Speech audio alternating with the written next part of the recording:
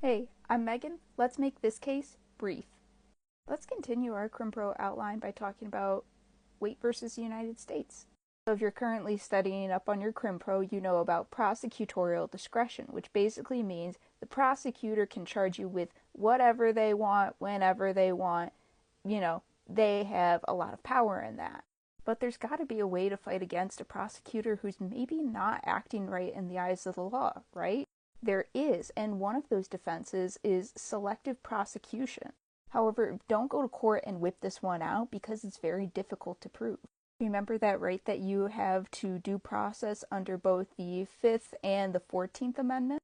Basically now, using selective prosecution, you have to go up against the government and say, you chose me for a discriminatory purpose, and you are prosecuting me for a discriminatory reason. You've got two things that you've got to say that you've been discriminated against that violates your due process and your equal protection rights.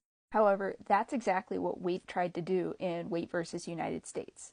So if you're a history buff, this case takes place during the 1980s. We just went through the Vietnam War. Nobody was thrilled to be there, especially not Wayte.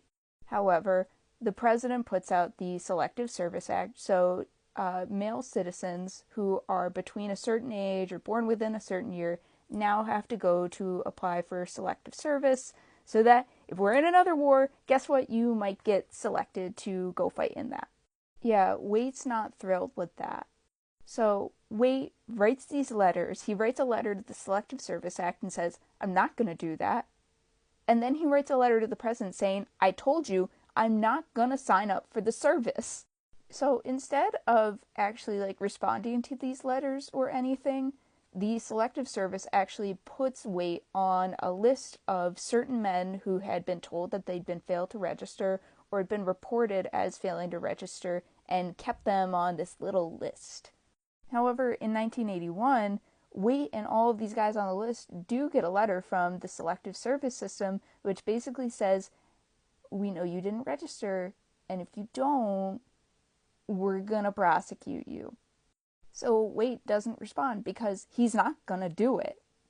And this gets to the point where the U.S. Attorney General actually sends Wayte a letter back. He sends him to all the other people, but he sends Wayte a letter back saying, please, will you please sign up for the draft? And Wayte says no.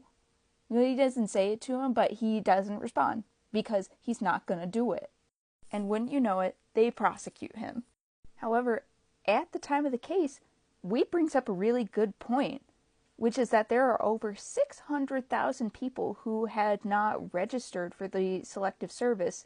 These 100 or so men, including Wayte, had been the only ones that were being prosecuted because they all wrote letters and were very outspoken against signing up for the Selective Service Act. So Wayte says, if you're going to prosecute me, why aren't you prosecuting the other 600,000 men who didn't sign up for the draft either? You are selectively prosecuting, and therefore this case should be dismissed because you're violating my due process rights if we all basically broke the law.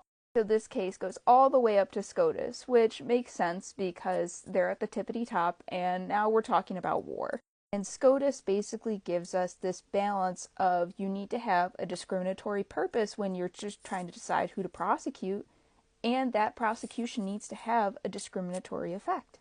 So SCOTUS goes back and they play this tricky little game that I don't like, where they look at Wayte and they say, you remember how you have to have that purpose and motive? All you are basically showing is that you and the other people who are being prosecuted and those who aren't being prosecuted, because a 600,000 person lawsuit is kind of crazy, is that you violated the law. And they're like, you wanted us to say that this is because of your speech? Well, we're not prosecuting you because of your speech. We're prosecuting you because you violated the law and you reported yourself as having done so. They're like, we also are prosecuting people who were not vocal, but just straight up didn't register. So you need to prove that all of the people who are part of this case were outspoken and were arrested on the basis of their speech.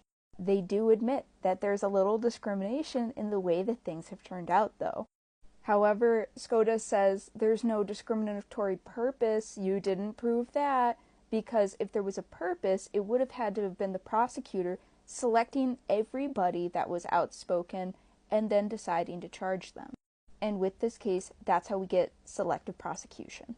Remember, that means you need to show that there was a discriminatory purpose in selecting you as being prosecuted against, and this prosecution has a discriminatory effect. If anything, let this case show you that SCOTUS loves to be a little tricky when they can.